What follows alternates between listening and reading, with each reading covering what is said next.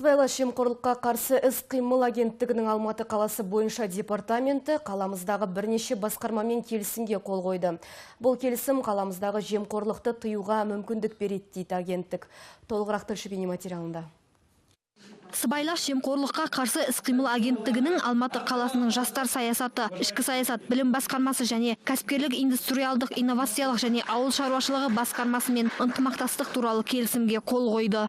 Білім басқармасымен сыбайлас жемқорлыққа қарсы іс-қимылдағы ынтымақтастық туралы келісімге қол қою рәсімі. Бұл келісім алдағы уақытта агенттіктің жұмысын жеңілдетіп, бірлесе жұмыс істеуге мүмкіндік береді дейді агенттік басшысы. 2015-2025 жылға арналған сыбайлас жемқорлыққа қарсы стратегияның негізгі міндеттері мен мақсаттарының бір көрінісінде көрсетілген мемлекеттік қызметтің сапасын көтеру мақсаты. Сол себептен қазір келісім жасалып, сол мемлекеттік қызметтің сапасы биік деңгейге жетеді деп ойлаймыз.